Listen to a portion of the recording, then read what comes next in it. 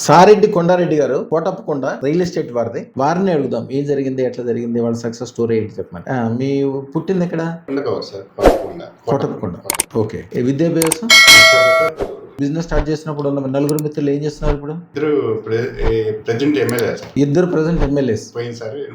Simple గా ఆలోచించండి, సత్సంగ్ అంటే ఎట్లా ఉంటుంది? సత్సంగ్ అంటే ఎప్పుడు కూడా పాజిటివ్ తో ఉన్నప్పుడు పాజిటివ్ జరుగుతుంది. లేకపోతే మీరు ఎంత గొప్పోళ్ళు అయినప్పటికీ మీరు ఎంత తెల్ల చొక్కా వేసుకున్నా కూడా మసి పట్టుకుంటే మసి ఇట్లా రాస్తే తెల్ల చొక్కా నల్లగైపోతుంది. మీ ఎంత మంచి బంగారు హస్తం అయినప్పటికీ ఆ బంగారాన్ని మసితో పట్టుకుంటే మసి అవుతుంది. మంచి వాళ్ళ మధ్యలో ఉన్నప్పుడు మీరు సెంటు కొనకపోయినా పర్లేదు, సెంటు షాప్ లోకి వెళ్తే సెంటు వాసనే వస్తుంది. ఎప్పుడు కూడా మంచి వాళ్ళ మధ్యలో ఉండాలి.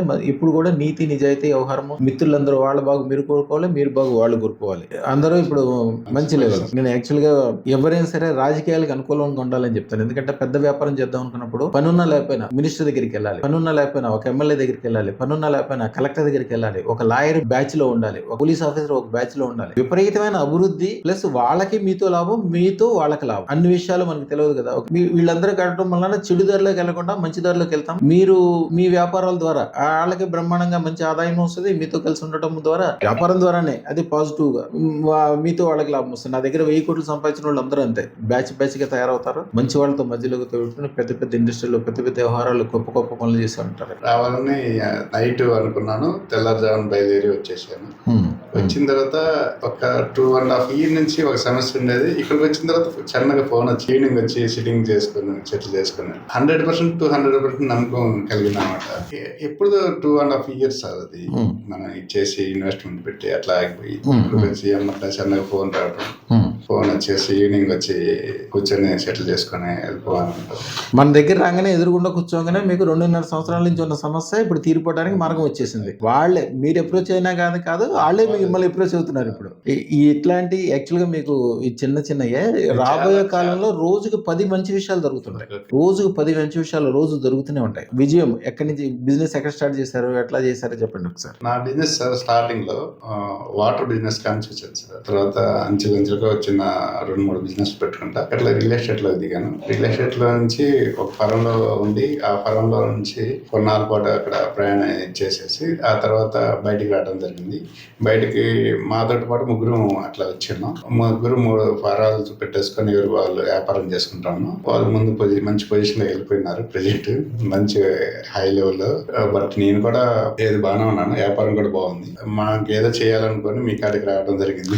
ఇప్పుడు మీరు ఏదో ఒక లెవెల్లో ఉన్నారనుకుంటున్నారు. మీ లెవెల్ కు 1,00,000 మంది మనుషులు వాళ్ళు మనసులో అనుకుంటారు ఇట్లా మీ లెవెల్కి లాగా చేరాలని అనుకుంటారు, కానీ అది జరగదు. అదృష్టం ఉన్న చోట మీ మనసులో ఏది అనుకుంటారో అది అయిపోయేటట్టు జరుగుద్ది. పొజిషన్ ఎట్లా వస్తుందంటే మీరు రాత్రిపూట ఏదైతే కోరుకుంటారో తెల్లారికల్లా మీకు తెలిసినా తెలవకపోయినా కూడా మీకు ఆ మార్గం తెలియదు అసలు. అయినా కూడా అది మీకు అనుకూలం అయిపోతుంది. ఒక అద్భుతాలు జరుగుతూ ఉంటాయి. రోజు ఏదో ఒక మంచి విషయాలు జరుగుతాయి. మీ అన్ని కూడా ఏది ముట్టుకుంటే కోట్ల రూపాయలతో ఉండే లాభాలు ఉండేది. వచ్చే లాభం ప్రతిదీ కూడా మళ్ళీ మీరు బిజినెస్ లోనే పెట్టండి. ఒక ఇండస్ట్రీ పెట్టుకుని ఒక 1000 మంది మీ కింద పనిచేసేటట్లు చేస్తే ఏమవుతుంది, వాళ్ళకి భోజనం పెట్టిన పుణ్యం ఉంటుంది, మీకు మంచి పేరు ప్రతిష్ట వస్తుంది. ఇక రాబోయే కాలం, రాబోయే పిల్లలు, రాబోయే అంతా బ్లెస్డ్ గా ఉంటారు. కొన్ని బిజినెస్లు ఉంటాయి. ఆ బిజినెస్ అన్నీ ఏంటంటే బ్లెస్డ్ బిజినెస్. ఏమిటి? Medical industry. నా దగ్గర ఉన్న వాళ్ళు 1000 కోట్లు అంటే లెక్క చేసేవాడు ఒక్కడు కూడా లేరు. ఒక్కడు కూడా 1000 కోట్లు అంటే లెక్క చేసేవాళ్ళు కదా. వాళ్ళు ఫోన్ చేయగానే గవర్నమెంట్ కానీ పోలీసులు కానీ కోర్టు కానీ వాళ్ళు చెప్పినట్టు ఏంటది. ఎందుకంటే గవర్నమెంట్ కి ఫండింగ్ అంతా వీళ్ళే చేస్తారు. కానీ వీళ్ళు సాధువర్తనులు, జాగ్రత్తగా ఉంటారు. పద్ధతి ప్రకారము మార్కెట్ లోకి వచ్చి ఊరికి అడవాడు చేయటం ఎట్లా ఉండవు. విపరీతమైన వాళ్ళు మరి ఎంత బ్లెస్డ్ అయ్యి ఎంత ఎట్లా సంపాదిస్తారంటే వాళ్ళు ప్రాణాన్ని రక్షిస్తారు. వాళ్ళు చేసే బిజినెస్ వాళ్ళ సొంత లాభం కోసం చేసినప్పటికీ దాని యొక్క ఫలితం ప్రాణాన్ని రక్షించడం. కానీ మన దగ్గరకు వచ్చిన వాళ్ళు 100 కిలోల బంగారం ఈజీగా సంపాదిస్తారు చూస్తానే. ఎందుకంటే దానికి సంబంధించిన మంత్రం ఇస్తాము. అది నాకు ఒక ఇష్టం అనమాట. అది బ్లెస్డ్ బిజినెస్. అట్లాగే అన్నిటికంటే మంచిది రియల్ ఎస్టేట్ బిల్డర్స్. యాక్చువల్గా మీరేమనుకుంటారు, మీ లాభం కోసం మీరు చేస్తా అనుకుంటారు. అట్లా కాదు. మీరు ఒక 100 ఎకరాలు డెవలప్ చేశారనుకోండి, దాంట్లోంచి 1000 మందో 2000 మందో ఇళ్లు కట్టుకుంటారు, కుటుంబాలు ఉంటాయి, పెళ్లిళ్ళు చేసుకుంటారు, సుఖంగా సంతోషంగా ఉంటారు, ఎంతో శుభకార్యాలు జరుగుతుంటాయి. అట్లా అది బ్లెస్డ్ అనమాట. అంటే మీ దగ్గరకు వచ్చిన వాళ్ళు కూడా మీ ద్వారా బాగుపడతారు. బ్లెస్డ్ బిజినెస్ కొన్ని ఉంటాయి. ఇట్లా దీని వలన దీనికే ఎప్పుడు పూర్తి నమ్మకంతో, ఎందుకంటే ఇది 1000 కోట్ల రూపాయలు ఇచ్చేది. అంతేగాని మీరు షార్ట్ టర్మ్ అస్సలు ఆలోచించద్దు. ఈ రోజు లాభం, రేజు లాభం, ఎల్లుండి లాభం కాదు. 10 సంవత్సరాల తర్వాత వెనకాల తిరిగి చూస్తే ఇంట్లో 100 కిలోలు బంగారం ఉండాలి, 100 ఎకరాల భూమి ఉండాలి, 10 అంతస్తుల మేడ ఉండాలి, 100 మంది పనులు పని చేస్తారు. వాళ్ళందరికీ మనం భోజనం పెట్టి సంతృప్తిగా ఉండాలి. అదే ఆలోచన చేస్తాం. మీ ఆలోచన కరెక్ట్ గా ఉంది, కరెక్ట్ గా ముందుకెళ్తున్నారు. ఇప్పుడు అయ్యా తర్వాత మీ రియల్ ఎస్టేట్ ఎక్కడెక్కడ చేశారు? నర్సాపేటలో చేశాను. ఒంగోలు, సత్తెనపల్లి, గుంటూరులో, ఉయ్యూరు, దాచపల్లిలో, మాచర్లలో, కొద్దిగా ఈసారి చేసేయన్ని పెద్ద ప్రాజెక్టులు చేసుకోండి. ఓకే. ఇంకా దాన్ని డెవలప్మెంట్ చేసుకుంటా ఉంటే ఇంకా బ్లెస్డ్ అవుతుంది అనమాట. ఈ దీంట్లో 1000-2000 మంది ఇల్లు కట్టుకుంటా, ఇంకో దాంట్లో 10,000 మంది కట్టుకుంటారు. టౌన్షిప్లు తయారవుతాయి, ఇండస్ట్రీలో పెట్టుకుంటారు. ఒక లిమిట్ అనేది పెట్టుకోవద్దు ఎప్పుడు కూడా. 1000 కోట్లకి వెళ్ళిన తర్వాత 10,000 కోట్లకి వెళ్ళాలి, కానీ ఇది అయిపోయింది. దేవుడు మనకి శక్తి ఇచ్చినంత కాలం లేదు. కొంతమంది లిమిట్ పెట్టుకుంటారు. నేను 50 సంవత్సరాల వయసు వచ్చే వరకే పనిచేస్తా, నేను తర్వాత పని చేయను. జనరల్ గా ఇవన్నీ జెయింట్స్ లో ఎక్కువ ఉంటాయి. జెయింట్స్ లో వాడు 50 సంవత్సరాల వరకు పనిచేసి తర్వాత పిల్లలకి అప్పు చెప్పేసి నేను పైనుంచి ఏమైనా ఉంటే చెప్తాడు, లేకపోతే ఆ సినిమాలకి వెళ్ళిపోతాడు. వాళ్ళు ఎంత సంపాదిస్తారంటే డబ్బులు ఎక్కువ విరక్తి అయిపోతాయి. విరక్తి అవడం అంటే మీకు ఒక గుప్పుడు పంచదార ఇచ్చామనుకోండి, చక్కగా తింటారు. 2 గుప్పులు తింటారు. కిలో తింటే వెగట కొట్టుద్ది. 10 కిలోలు ఇస్తే ఎక్కువైపోద్ది. వాళ్ళు జైన్లు ఎప్పుడైనా చూడండి, విపరీతంగా ధనం సంపాదించిన వాళ్ళు ఎవరైతే ఉంటారో వాళ్ళే జైన్ గురువు. ప్రపంచంలో కల్లా అత్యంత ధనవంతులు జైన్లు. అంత ఎగస్ట్రా ఎప్పుడు కూడా ఏది సంపాదించినా ఏ పని చేసినా కూడా ఎక్కువ వచ్చేటట్టు చేసుకోవాలి. ఎక్కువ మాక్సిమం ఇక దానికి అదే మనకు వద్దు అనుకునే అందరి లెవెల్కి వెళ్ళిపోవాలి. మన దగ్గర అదృష్టం పెట్టుకున్న వాళ్ళు ఎవరైనా చూడండి, వాళ్ళు డబ్బులు వంక చూడరు. పేరు, ప్రతిష్ట, వ్యవహారమో కొద్దిగా సమాజంలో గొప్పగా, ఎందుకంటే ఆ డబ్బులు ఎక్కువైపోతాయి వాళ్ళ దగ్గర. నేను నా దగ్గరికి వచ్చిన వాళ్ళందరికీ ఫస్ట్ రూల్ ఒకటే చెప్తా, మీరు వచ్చింది రమణయోగి లాల్ దగ్గరికి వచ్చారు. ఇన్కమ్ ట్యాక్స్ కరెక్ట్ గా చూసుకోండి, ట్యాక్స్లు కరెక్ట్ గా చూసుకోండి. మీరు డబ్బులు అయితే ఎట్లయినా సంపాదిస్తారు. సంపాదించిన డబ్బుల్ని అవి మీకు ఉపకారం చేయాలి, మీకు అనుకూలంగా ఉండాలి. అంతేగాని దాంతో మీరు ఒక ఇన్కమ్ ట్యాక్స్ రైడ్ అయిన తర్వాత లేకపోతే ఏదో ట్యాక్స్ విషయంలో ఇరుక్కోవటమో, గవర్నమెంట్ రూల్స్ లో ఇబ్బంది పడటమో అట్లా చేయొద్దు. ఎప్పుడు కూడా మంచి లాయర్ ఉండాలి, మీకు మంచి ఆడిటర్ ఉండాలి. ఎప్పుడు కూడా ఇన్కమ్ ట్యాక్స్ కరెక్ట్ గా చూసుకోండి అని చెప్తాను. ఎప్పుడు కూడా రమణ యోగి లాల్జీకి వచ్చే ముందు ఫస్ట్ రూల్ అదే. ఎప్పుడు కూడా అదృష్టం పెట్టుకున్నాక డబ్బుల విషయం అది గ్యారంటీ. ఇప్పుడు కూడా అలా రెండోది సత్సంగ్. ఎప్పుడు కూడా మంచి వాళ్ళ మధ్యలో ఉండాలి. దుర్మార్గుడు మధ్యలో ఉంటా ఏదో రోజున ఏదో చెడు జరుగుతుంది. దాన్ని ఎవ్వరు ఆపలేరు. ఎంత గొప్ప రైతు అయినప్పటికీ, ఎంత గొప్ప రాజు అయినప్పటికీ, ఎంత గొప్ప పండితుడు అయినప్పటికీ పాము కాటేస్తే విషయం ఎక్కాల్సిందే. ఇప్పుడు ఏం ప్రాజెక్ట్ చేద్దాం అనుకుంటున్నారు? ఉయ్యూరులో ప్రాజెక్ట్ ప్రెజెంట్ అయింది. ఆల్రెడీ 2 ప్రాజెక్టులు అయ్యాయి. 3వ ప్రాజెక్టు అది వర్క్ స్టార్ట్ చేద్దాం. స్టార్ట్ చేసే ముందుగా ఒకసారి నేను అనుకున్నది మనం ఒకసారి అదృష్టం పెట్టుకొని ఉయ్యూరులో ఇంకోటి ఒంగోలులో ప్రాజెక్ట్ అట్లనే కావాలి అవుతుంది. ఈ ప్రాజెక్ట్ స్టార్ట్ చేయడానికి కొద్దిగా కొలాబరేషన్ కూడా మంచి వాళ్ళతోటి, పెద్ద వాళ్ళతోటి, మీకు పనున్నా లేకపోయినా ఒకసారి వెళ్ళాలి, మాట్లాడాలి, స్వీట్ ప్యాకెట్ ఇవ్వాలి, ఓనర్తో మాట్లాడాలి. ఒక్కసారి 10 సార్లు కలిస్తే అదృష్టం ఒక పవర్ ఏంటంటే మీరు ఎవరెవరితో మధ్యలో ఉంటారో మీరు వాళ్ళలాగే తయారైపోతారు. వాళ్ళ బుద్ధులే మీకు. ఈ పెద్దవాళ్ళందరికీ కూడా మెయిన్ అదే సత్సంగం అంటే ఏంటంటే మీరు ఎవరెవరితో ఉంటారో వాళ్ళతోటి మీకు ఆ గొప్పతనము, ఆ వ్యవహారము, వీళ్ళంతా కూడా ఏమీ లేకుండా జీరో నుంచి వచ్చిన వాళ్ళు. ఎస్వీఆర్ అని వాళ్ళు మన దగ్గరకు వచ్చినప్పుడు ఏమీ లేదు, ₹1 కూడా డబ్బులు లేవు, అప్పుల్లో ఉండి అప్పులు ఎట్లా తీర్చడం కోసం వచ్చారు. ఆస్తులు అమ్మడానికి కేసుల్లో ఉండిపోయి బయటికి వెళ్ళలేకపోతున్నాం అండి, కేసుల్లో వచ్చి బయటికి వెళ్ళాలి, అప్పుడు ఆస్తులు అమ్ముకుని మేము అప్పులు తీరుకుంటామని వచ్చాడు. యాక్చువల్గా పల్లెటూరు, యాదాద్రి దగ్గర పల్లెటూరు. ఒకటే చెప్పాను, 6 అన్నదమ్ములకి నా దగ్గరికి వచ్చాక అమ్ముదామనే ఉద్దేశం ఉంటే మాత్రం నా దగ్గర రావద్దు. మీ జీవితంలో అమ్మటమే లేదు. ఎప్పుడు భూములు కొనుక్కోవాలి, బంగారాలు కొనుక్కోవాలి, పిల్లల మెడ నిండా బంగారాలు ఉండాలి, పిల్లలంతా మంచి చదువుకోవాలి, ఎప్పుడు చూసినా కూడా అందరితో దండం పెట్టించుకోవాలి, టెన్షన్ లో ఇబ్బందులు అంటే పనులు అంటే నా దగ్గర రావద్దని చెప్పి ఆయన మొన్న ఈ మధ్యనే ఒక గవర్నమెంట్ కి సంబంధించిన ఒక ప్రాజెక్ట్ కి 12 కోట్లు ఆయన డొనేషన్ ఇచ్చాడు.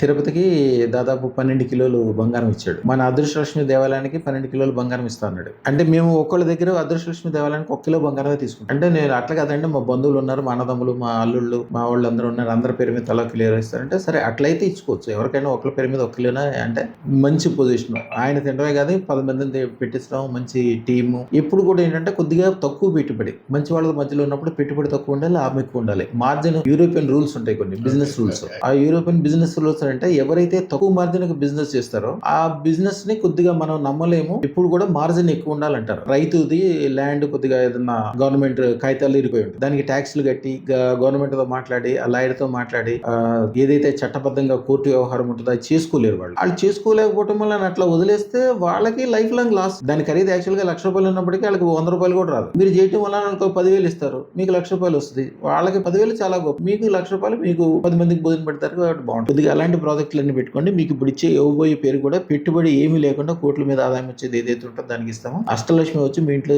చేరుకునే విధంగా ఉంటాయి. ఇంకా మీ కోరికలు ఏమన్నాయో చెప్పండి. ముందుకెళ్ళిన తర్వాత కార్యక్రమం అనేది చేయాలన్న ఆలోచనతో ఉన్నాను. అది కూడా ఆ కార్యం కూడా నిర్వహిద్దని నేను అనుకుంటున్నాను. ఎందుకంటే ఇక్కడికి వచ్చిన తర్వాత ఎమ్మటనే నాకు 2.5 years నుంచి ఒక సమస్య అనేది ఇక్కడికి వచ్చిన తర్వాత కాల్ వచ్చింది ఆటోమేటిక్. అది ఫుల్ ఎగ్జైటింగ్. ఇక్కడ రావడానికి ప్రిపేర్ అయ్యి ఒకసారి స్టే అయ్యాను. ఆ స్టే అయిన దగ్గర ఆ కాల్ వచ్చినప్పుడు నాకు కొంత అమౌంట్ రావాలి సొమ్ము ఏదైతే తను కూడా ఇది బుధవారం వచ్చేసి తీసుకెళ్ళు అనే కాలు అడిగింది. అక్కడ నుంచి నాకు ఉదయాన్నే నేను యాక్చువల్గా ఎర్లీగా ఈ 41 days టెంపుల్కి వెళ్దాం దీక్షలో. పోయిన నెల 17 నుంచి ఈ నెల 26 వరకు వెళ్ళాలి. ఎన్ని పనులున్నా ఎన్నున్నా ఉదయాన్నే 5:30కి తెలిసి శివాలయానికి వెళ్ళి ఈవినింగ్ కూడా శివాలయానికి వెళ్ళి ప్రదక్షిణ చేసుకొని దర్శనం చేసుకొని అట్లా. ఇదివరకు రోజుల్లో 100 కోట్లు 1000 కోట్లు అంటే కొంతవరకు ఓకే. ఎందుకంటే ఇప్పుడు హైదరాబాద్ లో 1 ఎకరం వచ్చి 100 కోట్లు మంచి ఏరియాలో మంచి ల్యాండ్ అంటే ఒక 2 ఎకరాల ల్యాండ్ ఉంటే 200 కోట్లు, 10 ఎకరాల ల్యాండ్ ఉంటే 1000 కోట్లు. అంటే ఇప్పుడు రేంజ్ మారిపోయింది. ఇప్పుడు మీరు కూడా అప్గ్రేడ్ అయ్యి ఇప్పుడు మీ టార్గెట్ 1,00,000 కోట్లు పెట్టుకోండి. ఎందుకంటే మీరున్న బిజినెస్ అది 1,00,000 కోట్లకి చేరడానికి ఏ మార్గం ఉందో పొద్దున్న రాత్రి మంత్రం చదువుకున్నాక అమ్మవారికి చెప్పాలి ఇట్లా మీరు ఏం కోరుకుంటున్నారు అనేది అదృష్టం కళ్ళకి కదుకుని అమ్మవారికి చెప్పి కొద్దిగా భోజనం చేసేసి అమ్మవారికి దండం పెట్టుకుని వాడికి పెట్టాల్సిన ప్రసాదము మంత్రం ఎన్ని ఇస్తారు చేసుకున్నాక రోడ్డు మీద కొద్దిగా నడుచుకుంటూ వెళ్ళిపోండి. 1 కిలోమీటర్ 2 కిలోమీటర్లు నడుచుకుంటూ వెళ్తే మీరు రేపు పొద్దున ఏదైనా సమస్య ఉంటే సమస్య గురించి కావచ్చు, మీ టార్గెట్ గురించి కావచ్చు, అమ్మవారు మీతో వచ్చి మీరు అప్పుడు ప్రశాంతంగా ఉంటారు. ఫోన్ ఉండదు ఏముండదు, మీరు ఒకళ్ళే నడుచుకుంటూ వెళ్తారు. అమ్మవారు పూర్తిగా చెప్పేస్తావు. విచిత్రం, రేపు పొద్దున నుంచి ఆ పని స్టార్ట్ అయ్యి అది ఒకవేళ మీరు దాల్చుకునేది ఏదైనా తప్పు అనుకోండి చేయనివ్వదాడు. విపరీతమైన లాభం వచ్చే పని అయితేనే చేయనిస్తాడు. నష్టం కష్టం ఇబ్బంది వచ్చే పని చేయనివ్వదు, దగ్గర కూడా రాని.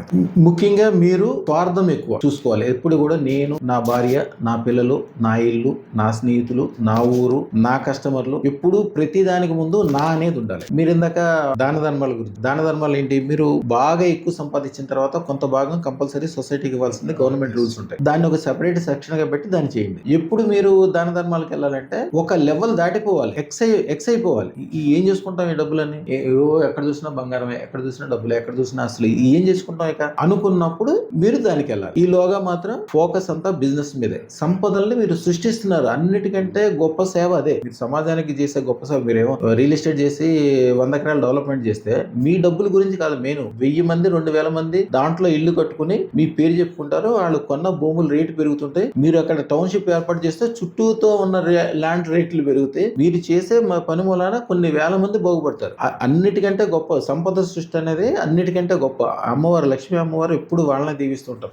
మీరు ఇచ్చే సేవ అంటే ఎవరికి భోజనం పెడితే సేవ అనుకోద్దు. మీరు భోజనం ఒక పూట పెడతారు, కానీ ఇది లైఫ్ లాంగ్ మీరు అందరికీ ఇల్లు కల్పిస్తారు. ఆడపిల్లలు వాళ్ళు ఎక్కడెక్కడికి పోతారు, ఫారిన్ వెళ్తుంటారు, బయటకు వెళ్తుంటారు, వ్యాపారాలు చేస్తారు, డాక్టర్లు అవుతారు, ఇంజనీర్లు అవుతారు. వాళ్ళు ఎంతో మందికి సేవ చేస్తారు. మీరు చేసే ఈ సంపద సృష్టి అనే సేవతోటి అందరికీ మంచి జరుగుతుంది. ఎక్కువగా దాని మీదే ఫోకస్ చేయండి. పెద్ద అని అనుకోండి, మీకు ఏ కష్టం వచ్చినా, ఏ నష్టం వచ్చినా, ఏ ఇబ్బంది వచ్చినా కూడా జస్ట్ ఒక్క క్షణం అమ్మవారిని మనసులో తలుచుకోండి. అమ్మవారు ఆ కష్టాన్ని నమిలి మింగేస్తుంది. మళ్ళీ మీ దగ్గరికే రాదు. మీకు శత్రువులు అనేవాళ్ళు ఉండరు. మీకు మిత్రులు, మీ వెనకాల ఉండేవాళ్ళు, మీరంటే ఇష్టపడేవాళ్ళు, మీకు దండం పెట్టేవాళ్ళు, మీరంటే ఏదైనా కూడా పాజిటివ్ ఉండే వాళ్ళందరూ కూడా బాగుపడతారు. మీ బంధువులు కావచ్చు, స్నేహితులు కావచ్చు. ఎప్పుడు ఫ్రెండ్ ఒకసారి చిన్నప్పుడు ఒక బిస్కెట్ పెట్టి ఉండొచ్చు, ఏదో సరదాగా టిఫిన్ కానీ ఒక మేనత్ గారు ఏదో సందర్భంలో భోజనం పెట్టి ఉండదు. అవన్నీ మీరు మర్చిపోయారు వేళ. కానీ మీ అమ్మవారు ఈ రోజు నుంచి వాళ్ళకు కూడా మంచి చేస్తాయి. వాళ్ళు అనుకుంటారు ఏంటి నిన్నటిదాకా దరిద్రం ఉంది, వాళ్ళు ఏంటి ఎంత మంచిగా ఉంది. అదృష్టం పవర్ ఏంటంటే మీకు కదా ఇప్పుడు ఎన్ని లైట్లు నా కోసం ఇస్తున్నా, మీకు కూడా లైటింగ్ వస్తుంది కదా. సేమ్ అంతే. మీ మూలాన మీ చుట్టుపక్కల ఉన్నవాళ్ళు, మీరంటే ఇష్టపడేవాళ్ళు, మీకు దండం పెట్టేవాళ్ళు అందరూ బాగుపడతారు. మీ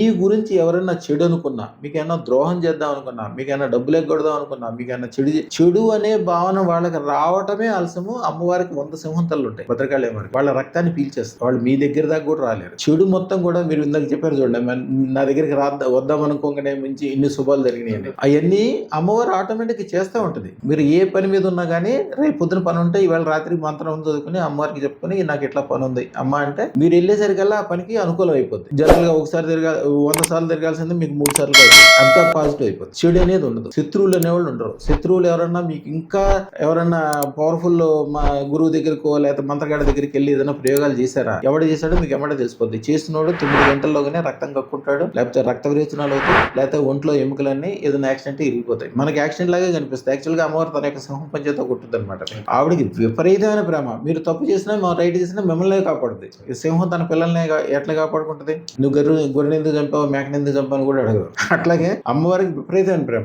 భద్రకాళి అమ్మవారిది రాత్రి పుట్టించే మంత్రం మహాలక్ష్మితో కలిపి. మహాలక్ష్మి అమ్మవారు మళ్ళీ అన్ని మంచిగా చేయమంటారు. మంచిగా చేసుకో, సంపదలో నీ సంపదలో, నీ కుటుంబం, నీ వ్యవహారం. అట్లాగా ప్రతి ఒక్కళ్ళు నేను గొప్ప, నేను నా కుటుంబం, నా మీద స్నేహితులు, నా గ్రామము, నా ఊరు బాగుపడాలని ఎప్పుడు అనుకుంటారో అందరూ అట్లా బాగుపడితే ప్రపంచం మొత్తం బాగుపడుతుందని శాస్త్రం అనమాట. వేద శాస్త్రాల్లో చాణక్యుడు చెప్పిన అదే ఉంటుంది, వేద శాస్త్రాలు మొత్తం అదే ఉంటుంది. ఎవరికాళ్ళు ఇండివిజువల్ గా బాగుపడితే అందరూ బాగుపడతారు. మీరు అదృష్టం పెట్టుకోండి, 10 మందితో పెట్టించండి, అందరూ బాగుపడాలనుకోండి. ఎప్పుడు మీ స్వార్థం అంటే మీ సొంతం అని కాదు. ప్రతి మాటకి ముందు నా దీంట్లో ఏంటి నా లాభం, నా వాళ్ళకి ఏం లాభం, నా కుటుంబానికి ఏం లాభం, నా దేవుడికి ఏం లాభం, నా గురువుకి ఏం లాభం, మా అనేది ఇంప్లిమెంట్ చేసుకోండి. అన్ని రకాలుగా బాగు. శుభం బియాత్, శుభం బియాత్, శుభం బియాత్.